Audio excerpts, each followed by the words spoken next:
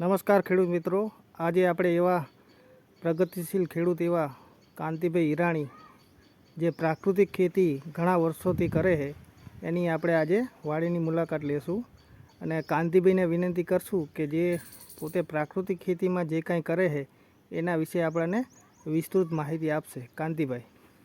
મારું નામ કાંતિભાઈ હિરાણી, ગામ રામપુર વેકરા. મારો મોબાઈલ નંબર છે 95 744 97 801, જે હું પ્રાકૃતિક ખેતી સાથે જોડાયેલો છું. આપણે પ્રાકૃતિક ખેતી વિશે વિસ્તૃત માહિતી લઈશું. જેમાં આ ટેન્કમાં મૂકેલું છે આપણે કપાસિયાનો ખોળ અને માછલીની પાપડી કે જેનું દ્રાવણ થઈ અને આ ટેન્કમાં જમા થાય છે, જે ડ્રીપ વડે આપણે ઇરિગેશનમાં મોકલી શકીએ છીએ. અને આ ટેન્કમાં છે આપણે ગાયનું સૂકું છાણ કે જેની દ્રાવણ નીકળી અને ટેન્કમાં જમા થાય છે, જેને પણ આપણે ડ્રીપ વડે ઇરિગેશનમાં મોકલી શકીએ છીએ. અને બીજો એક ટેન્ક બનાવેલો છે કે જેમાં ખેતીનું કોઈ પણ પ્રકારનું ફ્રૂટ વેસ્ટ અથવા કોઈ પણ પ્રકારનો સૂકો પડવાશ નાખી અને જેને આપણે સ્લરી અને સૂકા પડવાશને અને એને જે દ્રાવણ નીકળે એ દ્રાવણથી આપણે પ્રાકૃતિક ખેતી સાથે જોડાયેલા છીએ. જેમાં વેસ્ટમાં કોઈ પણ પ્રકારની શાકભાજી અને કોઈ પણ પ્રકારનું ફ્રૂટ આપણે આપણી વાડીનું પાકતું હોય તે અમે બહાર ફેંકતા નથી. જેને આપણે વેસ્ટ ટેન્ક બનાવેલા છે એ વેસ્ટ ટેન્કમાં નાખી અને એને સડવાની પ્રોસેસ કરી અને એનું દ્રાવણ નીકાળીએ છીએ, જેને આપણે ડ્રીપ દ્વારા ઇરિગેશનમાં મોકલી દઈએ છીએ. જે આપણે બીજો અન્ય જેનાથી ફર્ટિલાઇઝરનો થતો ખર્ચ જે આપણે બચાવી શકીએ છીએ.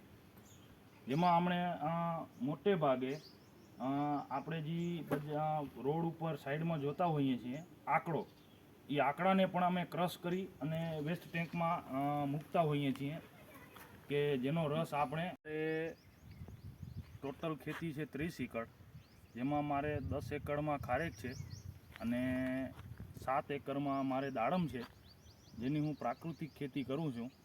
જેમાં કમલમ પણ સાથે છે. જેમાં કમલમમાં મારે ઘન જીવામૃત એનો હું ઉપયોગ કરું છું દાડમ અને ખારેક અને ડ્રેગનમાં. જેમાં ફળમાં કુદરતી મીઠાશ ઓર્ગેનિક ખેતીના ઘન જીવામૃત અને જીવામૃતના ઉપયોગથી ખૂબ જ સારી આવે છે. જે માર્ગદર્શન હું આત્મા ગ્રુપ સાથે જોડાયેલો છું, જેનાથી મને મળેલું છે, જે હું આજે એ જ્ઞાનનો ઉપયોગ કરું છું. ઘન જીવામૃત અને કોઈ પણ પ્રકારનો રોગ જીવાતનો ઉપદ્રવ થાય ત્યારે નિમાસ્ત્ર, બ્રહ્માસ્ત્ર અને જે એને હેલ્થ રૂપે જરૂરી હોય, જેમાં હું 10 પરણીય અર્કનો પણ ઉપયોગ કરું છું.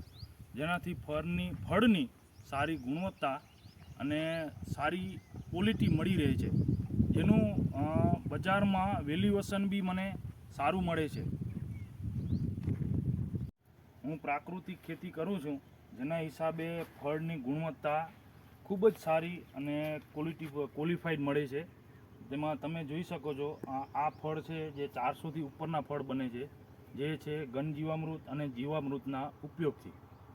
જે જીવામૃત અને ઘન જીવામૃતના ઉપયોગથી જમીનમાં ઓક્સિડેશન પ્રક્રિયા જેને કહેવાય, અણસિયા આપણી ઓક્સિડેશનની પ્રક્રિયા જે પૂરી કરે એના રૂટ ઝોનને હેલ્ધી બનાવવા માટે જે ઘન જીવામૃત અને જીવામૃતના ઉપયોગથી ખૂબ સારી મળે છે ઓક્સિડેશનની પ્રક્રિયા.